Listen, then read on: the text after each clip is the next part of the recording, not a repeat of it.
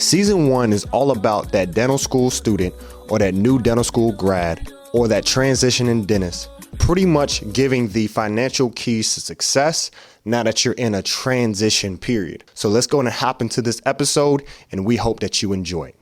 Welcome to the Generational Dental Wealth Podcast. We're here with Kingsley Ifedi, CPA. Dr. Jermaine Ifedi. Awesome. So today is going to be a great episode. We're pretty much in this series where we're talking to new grads, people that are transitioning. We want to just give you the resources and tools to make sure that you are stepping into that next phase of life the right way. All right. So today we'll be going through a new dental grad checklist, giving you those keys. But before we hop into it, we always like to get a quick discussion in fantasy football, man. What's going on?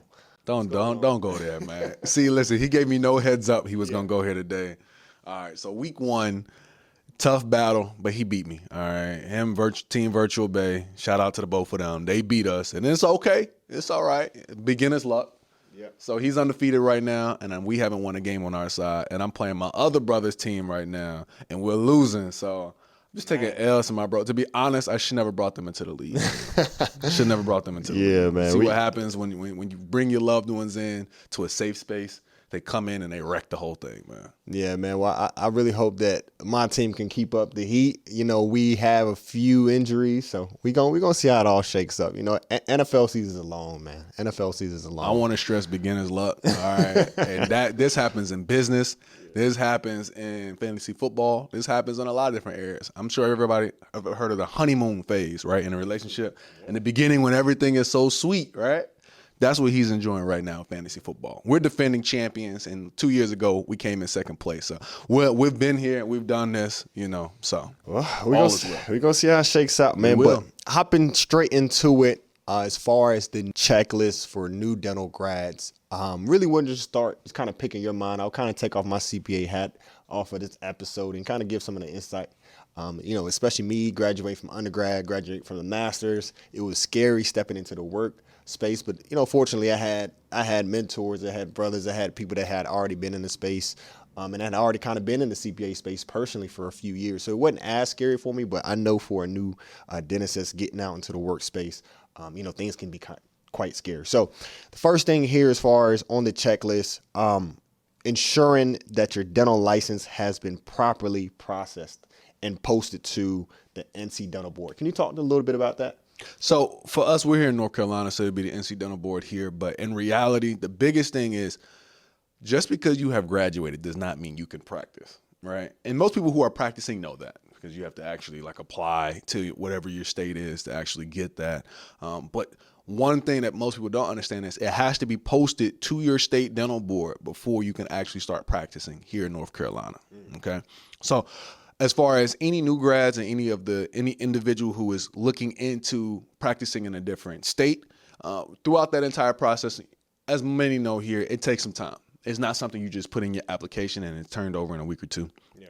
In North Carolina, I remember they used to tell us give it at least 2 months. Mentally, don't start putting in your start date until about 2 months out, just because that's usually how backed up things are. There are some different ways and techniques you can use to get your stuff processed quicker if you're more involved in the process. But some people want to take that 2 months and vacation a little bit, you know, get their mind clear after a 4-year journey before they move into the next part of their journey, which is actually working. So for myself, after I graduated, within 3 weeks, I was already practicing.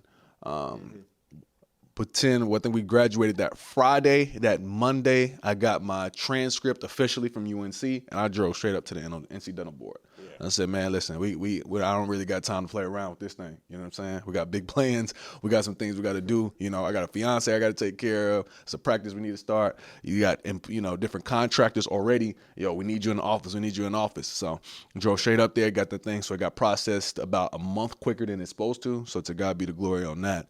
And we started working. Yeah. So that's the biggest thing. Just make sure you get it in early. And one piece of advice I would give people is, I would go ahead and apply to, if you plan on traveling a little bit more. If you don't plan on traveling, don't worry about this. But if you plan on traveling, apply to your neighboring states, meaning the states that neighbor you at least 1 to 2. So for myself, I'm licensed in multiple states. But if I would have done it as a new grad, it would have been easier Because I didn't do it as a new grad, I had to get letters of recommendation from other dentists who practice in the state and other hurdles you have to go through.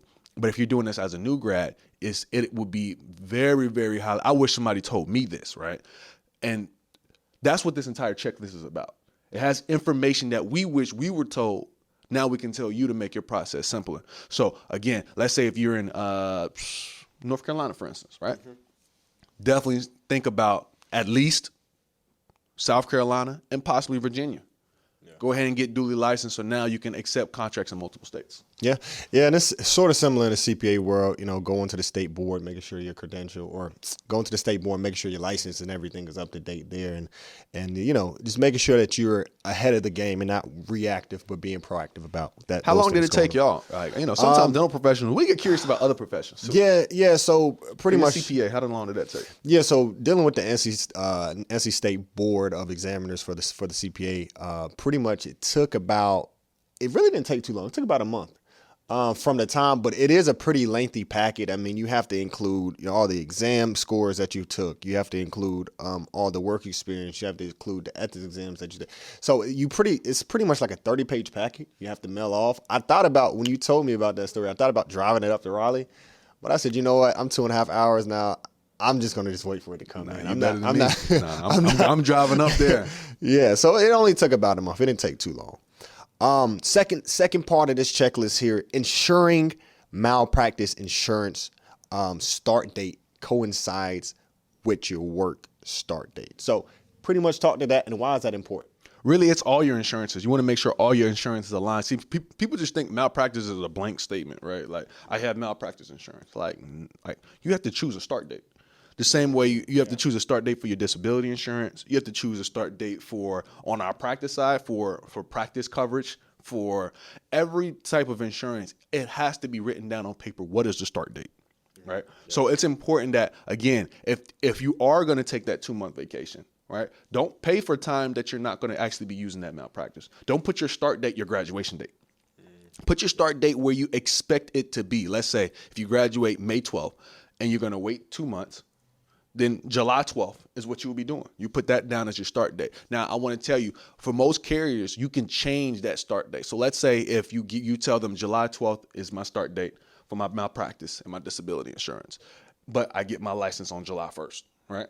You can go back to them and change it to July 1st or whatever your expected start date is going to be. But what I will say is don't start it too early out of like an unrealistic time frame, because you're going to be paying for every single day of that. Yeah. So it's just important to understand. Yeah, and I think that's really important. And we talked about, what do we want to let new grads know before to get a head start, because many of them may be going into practice ownership, and malpractice is a pretty big deal. If you're going for certain loans, the banks are going to want to see that you have some type of malpractice insurance, because they want to make sure that they, with all cases, make sure that they can get their investment back, or get the money that they put within you back. So a lot of these things, right, it doesn't seem like it would have to do with you getting started, but we want to kind of start with the end in mind. We want to get ahead of the ball, so that when it is time for you to start your practice or do some different things, we don't have to now go back and figure some of these things out there, man. And I do want to say that this is a new grad checklist, but really this is a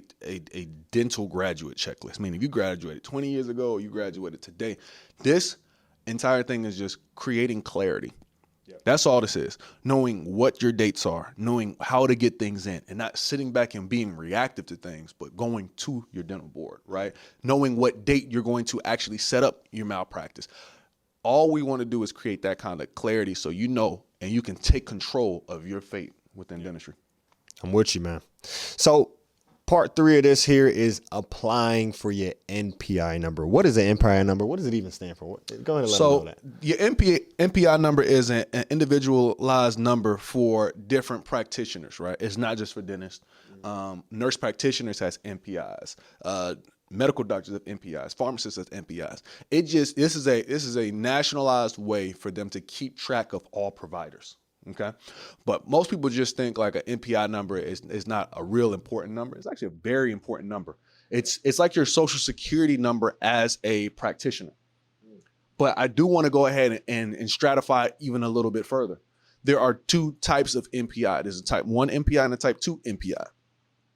I was told from the beginning, whenever you get your NPI number, if you're interested in starting a practice or interested in doing contracting, go ahead and get both NPIs up front. And again, this is information that, you know, I wish I received a little bit earlier because I did it after the fact, right? So I was told to do it. And I was like, if I got a little bit earlier, that could have been helpful. But go ahead and get both your NPIs if you already have your entity chosen out, meaning your name for your business. Yeah. So what happens is on my personal, my license as a dentist, I have an NPI type 1. Now, my entity as far as Empire is a type 2 entity. And think about it, right? Your type 1 entity can only really cover you, one person, right? Your type 2 entity can cover multiple practitioners underneath a building, right? So they need to know what is the location, like what is the business's NPI type 2. So that's just how you got to think about it. So just understand there are 2 different type of NPI. So when you do see applications that have type 1 or type 2, I want you to know the difference between them and understand that it's important to have both if you need both. But if you're going to be an associate, it's going to be completely okay for you to have an NPI type 1. Yeah. And, you know, as your office manager, you know, especially at the beginning, I literally had to write the NPI number on my forehead. You know, like it was a number that is, you just can't run your practice. You just cannot deal with any insurances without that NPI number. I mean, that's the first thing they ask, you know, what is your name? What is your NPI? So these are really, really crucial and important numbers to make sure that you are practicing and that you can get into that flow without any hiccups. Okay. For most associates watching this, I never even really dealt with NPI early on. Like you don't really deal with it. It's more of whoever's handling your billing, your credentialing. They're the ones who's dealing with more of the NPI. Once you start moving into more of the contracting world, you move more into the practice ownership world, you'll start seeing NPIs are going to be like, just like you said, you're going to have to memorize them just like you memorize any other number. Awesome. Awesome. So part 4 here is applying for your DEA. Pretty much tell us a little bit about that. Looks like they need to go ahead and fill out that form 224. So 224, fill out an application, do some different things. It looks like there's a payment of about $880, something like that. You kind of talk to that process. What was your process going through that and applying for that DA number? So I want to start and premise that if you don't plan on prescribing certain schedule of drugs, you won't really need a DEA number. But if you are going to prescribe, let's say analytics, basically things to calm patients down, sedatives, or you're going to prescribe narcotics, anything like that, you're going to need a DEA number. DEA number is not a statewide number. That's a federal number. That's, again, one of those numbers that stick with you, right? Yep. Some practitioners may not want to prescribe those particular drugs. Some practitioners will. So sometimes, in my opinion, it's better off to have it than to not have it. Mentally, I think about, okay, so if I say I'm never going to prescribe narcotics, but there's a patient who is in extreme pain and needs a higher level of drug, but now I don't even have access to go that route because I didn't want to pay the $888. That kind of puts me in a bind. So I would definitely say, listen, regardless if you think you're going to need if you're going to need a DEA number or not need it, at least get it for the first 3 years because it's renewed every 3 years. And then from there, you can make the decision for the next 3 years, right? So let's say you got it in year 1 and you never used it for 3 years, then you know, okay, I'm good. I don't think I need this. I don't think I need to renew. But as a new dentist, I don't know what I will need or what I don't need, especially as I'm traveling to different locations, starting to practice. I just don't know. So I'd rather be overcovered than undercovered. Exactly. That's how I always think about it. So with your DEA number, it is for, at the time of application for myself, it was $888. It's good for 3 years. It's a special number that you're going to have to definitely use and put on different applications. As you're even signing up for different insurances or whatever you're signing up for, people want to know your DEA number. And that's how it follows you to make sure that you're being responsible in the prescription of drugs. All right. Awesome. Awesome. So the next step in this, step 5, looks like the credentialing process. What does that mean and how can you go about that? So you remember when we were first starting up Empire, man, it was like dealing with so many applications, making sure we were basically properly identified by all the different entities we needed to work with, right? So credentialing is basically you letting whoever know that you want to work with them, right? Now, if you're credentialing specifically with an insurance, right, then you're letting an insurance know that I want to work with you, right? Or potentially want to work with you, because you can credential with an insurance company, but not actually go in network with them. You might be giving them your information so now you can work with them in an out-of-network type status, meaning you're submitting more of a W-9. I don't want to get into the details of all that, right? But basically, credentialing focuses mainly on identifying yourself to whoever you're going to work with particularly, right?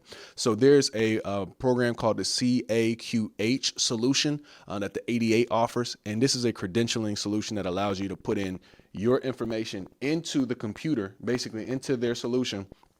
And then from there, different insurance companies can pull your application. Before, it used to be done like you had to submit a full packet of applications to every insurance you wanted to work with. But gone are those days, right? Majority of different insurance companies work with this solution. So what happens is now we fill out 1 or 2 page release of information so they can pull your application from the database.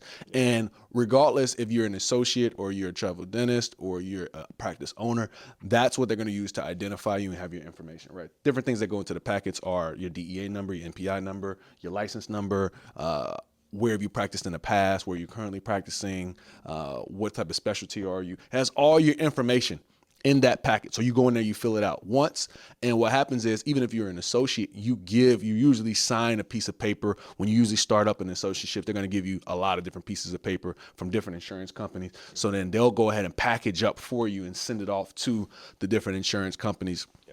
And then from there, these different insurance companies can pull your profile that way. So all it really does is speed up the process of credentialing. One thing you're going to notice is it's going to be a common theme of how can we speed up processes that have taken weeks and months at times. Things are definitely starting to get better and quicker. So how long, you said weeks, how long does, let's say if you do want to get credentialed with, X and Y in insurance, how long do you, explain to me, do you do it, I would say, insurance company by insurance company, or are you saying that you can do it all at once and then you can do it in bulk? If you want to go get credentials with 10, so kind of explain that process. So from an associate's perspective, you're not really going to worry about the credentialing process because usually whoever your company works with is who they work with. You don't really choose. Gotcha. You know what I mean? It's more of like, hey, here are the companies that we're in network with, we work with. We're going to get you credentialed with these different insurances, right? Now, depending on your kind of relationship with the different owner, you can in some cases negotiate on the front end what companies you do or don't want to work with, but that's a sticky ground to really move on. Like, especially if you're a newer grad, I probably wouldn't recommend it. But when you're further along and this type of insurance I don't like working with, you can state those kind of things, right? But let's say if you're more of a practice owner, you can credential individually with the different companies, right? But then there is strategy that goes into it. There's something called a third-party administrator, TPA, basically, and you can work with a whole umbrella of insurances by just credentialing with one insurance. Or you can work with them individually. So again, it's a lot of strategy that goes involved with it. You need to talk to a credentialing specialist to help craft a strategy that works for your particular practice. For us, we don't really work with a lot of insurances, so it was more of a going directly to the companies. And even we still had a credentialing specialist help us out with that. But again, it's a lot of strategy that goes into it, and understanding the demographic that you're in, understanding what kind of insurances are more prevalent in your particular area. But credentialing is literally a series in itself. The biggest things you need to know is majority of us are going to be using a CAQH solution offered by the ADA to get your application into the database. And then from there, different insurance companies pull your application from there. But if you still get another piece of paper for you to sign, that's completely normal. Definitely make sure you read it and get your own personal copy of it. But that's completely normal to make sure that people can pull all your different credentials. Awesome.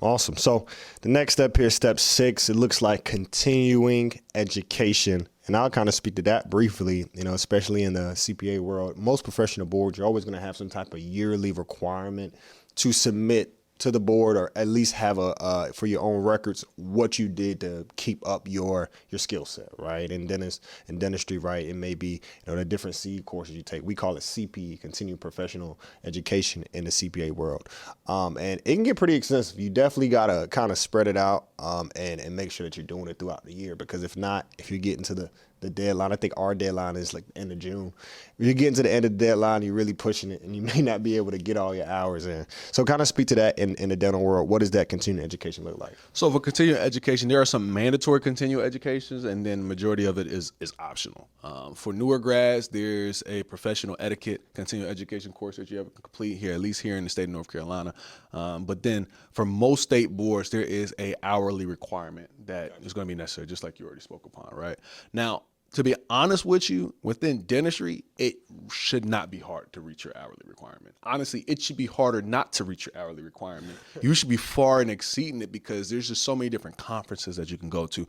There's so many online CEs you can get these days that if you're a part of any type of association, then you're going to get your hours pretty quickly. Yeah. Here in North Carolina, we're part of the Old North State Dental Society. And from there, we have biannual conferences. So we're able to now get our hours very, very, and pretty easily. And then as well as you and I, we do different business CEs, So even before we started to practice, I remember flying out to Phoenix with my office manager at the time, Don Gillespie, shout out to you, Don Ifedi now. We were able to go out there and get a lot of different CE on what practice management looks like, practice ownership looks like, right before we started the practice. So there are always so many different opportunities. The good thing is you can choose what you're interested in, Yeah. The beautiful thing about dentistry is there's so many different avenues of how you can move into. And then so basically you choose what you want to get CE in, and just make sure you document it properly. Usually they'll send you a certificate. They'll send you something that acknowledges that you were there at the education. And even if you don't get it at that time, when you're applying for your license, it is pretty easy to usually call them up and ask them, hey, can you send me a certificate that has my continuing education? Whoever the organizers are, they should usually keep that information for at least 2 to 3 years. So when it comes to CE, number one, again, as a new grad, map out how you want to go about your CE. Just like we talked about earlier, it's all about organization. If you know, hey, I'm not particularly strong in this area, get CE in it, okay? It's not about the CE that everybody calls popular. Hey, let's go learn about implants. Let's go learn about whatever it is like that. Those times will come. But believe it or not, the most important skill set, especially as dentists, young dentists, that you can get early on is your treatment planning presentation and honestly just your ability to deal with your team. Yeah. So just soft skills. So go into continual education to learn how to speak to your team, how to make sure you demand respect within your workplace. If for most people, your staff members are going to be older than you. How do you come in and be able to demand it, but in a very polite way, in a very respectful way, but let them know that you are the doctor here. And for us to move at the speed that we need to move at, there has to be a certain respect level amongst us, right? Yeah. There has to be the soft skills and understanding when you're presenting treatment to the patient that, hey, you're not here to dictate or try to guess how much somebody can afford. It's your job to present your best treatment plan to the patient. And from there, find solutions to help them get to that finish line. Yeah, I think in any professional space, I think continuing education, to me personally, and I advise a lot of my clients, is that is one of the biggest hacks that you can do, especially when you're young in that space. It not only, like Doc said, gives you the opportunity to learn more, but it gives you the opportunity to go network and find other people that are doing what you're doing. Being a part of groups and getting the information, that will literally speed up your development years. Like times 2. Me personally, I always try to make sure I find at least 2 to 3 in-person conferences for me to go and be around other CPAs. So I went to one in St. Louis earlier this year called Scaling New Heights. It was amazing. And then I go to another one typically each year in Dallas. That gives me the opportunity to not only learn more about how to help dentists and how to help clients, but it gives me the opportunity to be around other CPAs and maybe rub ideas, just like you said, soft skills, right? Just talking to them and maybe asking, hey, how do you handle this type of client situation? How do you do these things? And the next thing you know, right, I don't have to make those mistakes. I get that information up front, and I'm able to take that back. Last one to here, 7. My favorite. And this, I was going to say this is my favorite too, is mentorship, right? What does that look like? What does that mean to you, Doc? So one of the biggest thing for a new grad is mentorship. And this is the biggest thing for a 10-year doc. This is the biggest thing for a 30-year doc. There has to be mentorship, because realize dentistry is just one component of your life. And just because somebody can't mentor you in one area doesn't mean they can't provide help in another area.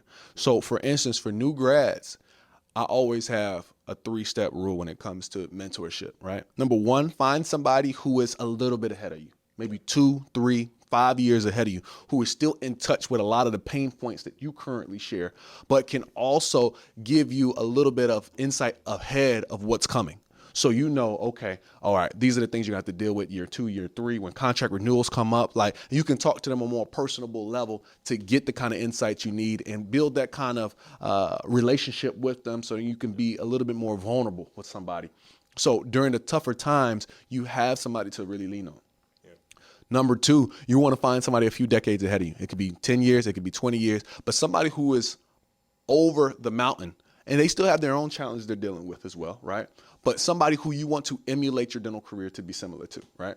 I don't believe you should try to attempt to be anybody, but there are certain characteristics that exist in other docs that have made them successful. When you see a splash of gray hair, or when you see some very, a long Rolodex of 1,000 Google reviews, 500 Google reviews, and you see that this person's been doing it for a long time, let's not think just because we get the most high-tech degree in learning in our particular education that since we're learning the newer stuff that we're better than our more senior docs. Nah, if somebody's doing something for 20 years, there's something that they're doing that's working, right? So it's good to link up with a mentor who's 10 years ahead of you, 20 years ahead of you, 30 years ahead of you. So now they can give you the kind of insight that you cannot really appreciate because everything happens in cycles. So when somebody who has been through 2 cycles, right? Understand this, right? If somebody's been practicing for 20 to 30 years, they've already dealt with COVID, shutting down their business. They've already dealt with the 2008 housing market crash. They've already dealt with the .com bubble that happened in 2000, right? So they've already dealt with all of those different things that have occurred, and their business is still rolling. And that's what I'm telling you, like, so much goes into our career as dentists. And sometimes we just focus on the dentistry, not understanding that the market conditions around us affect our day to day. It affects the buying decisions of our particular patients, right? If we're going to present the biggest treatment plan and tell the patient, you got to get this thing done, but we're in the middle of the 2008 housing market crash, and nobody's able to sit down and teach you that, hey, understand that when money tightens up, unfortunately, dentistry is one of the areas that people cut back on first. So with our treatment plan, maybe we need to sit down and really have a better understanding of this person's economical condition to make sure we can present something to them, even if this is a 2-step treatment plan. Maybe we need to break this up into 2 different treatment plans. Number 1, we got to get them stabilized until they can afford the next treatment plan, put them on a payment plan for the next part, or we need to present the entire treatment plan, whatever it is like that. Again, we can't just treat people like they're just numbers. We got to actually take into consideration things that are going on around us and things that are currently happening in our dental climate. And then third, of the 3, and this is probably my favorite, is you have to find a mentee. And in mentorship, I feel like sometimes we seek, and we want, not understanding that to truly grasp the vital essence of mentorship, you have to be a mentor yourself. Because if not, how do you know how to communicate best with your mentor? How do you know the feeling of when your mentee does not follow up with you? That's the same thing your mentor is going through, right? So understanding that as you mentor, you will become a better mentee because you understand the dynamic of giving and getting, and you understand the dynamic of I'm busy, but I still need to take time and respond to this individual because I have stepped forward and said that I'm going to mentor this person. Yeah.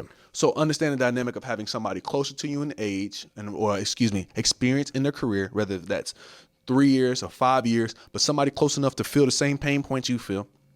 Somebody 10, 20, 30 years ahead of you who has dealt with different type of market economical conditions that you have not personally experienced, right? Just because you graduated during COVID doesn't mean you experienced the COVID shutdown. And then last but not least, find a mentee, somebody you can put your arm around, somebody you can show that, hey, listen, if I made it to the finish line, you can make it to the finish line. And through becoming a mentor, you will become a better mentee. Yeah. Awesome. And I really hope this, 7-step checklist was able to at least get you thinking about some different things, get you ahead of the game as you transition into, the world of dentistry and the day-to-day grind. So just pretty much want to recap everything quickly. The 7 steps here, just so we can summarize everything in one place. So first, go ahead and think about, as far as dental license, what do you need to do to make sure that you're properly licensed and everything is properly good to go there. Malpractice insurance, making sure that you have that coinciding with your work start date. Making sure the MPI number, everything is A-OK there. Same thing with your DA number, which is step 4. Step 5, right, beginning the credentialing process. Like Doc said, that can be a whole entire episode in itself. Step 6, continuing education. So important. Make sure that we're doing that each and every year. And then step 7, like we both said, which was our favorite, right? Finding a mentor, mentorship, and then also you being a mentor to somebody. Yes. So I think with those 7 steps, it'll at least get you having the ball rolling as you're graduating, as you're getting out here, and as you're making these new transitions. Sure. Yeah. Anything to add to that? No, man, that's really good. I appreciate the recap on that, man. We covered a lot of great topics on this, and this is one that people are going to revisit as time goes on. Yeah. You know? Again, you don't have to be a new grad to go through this new grad checklist. Yeah. You could be 5 years out and just say, hey, have I hit these different steps? You could be 20 years out and don't have a mentor. Yeah. You could be 30 years out and don't have a mentee. Yeah. So there's something in this list for everybody. Definitely share it with somebody who is you find highly esteemed. As you continue to go out this process, and we're going to continue to visit this, especially as yearly the new grad classes come out, you know? Mm-hmm. Yeah. So cool. And my last final thought as well, I always want to make sure I let everybody know, if you are listening to this audio via audio, there is a video format. We actually shoot these live in studio on video format. You can check those out either on Spotify podcasts, which I know some people don't have. If you don't have that, then YouTube podcasts as well. Head to our Team Financials YouTube page. You'll be able to find all of these different podcast shows within the video format, if that's what you choose to do. But I mean, that's all I have, and we'd love to see you next time on the Generational Dental Wealth Show. Peace. See ya.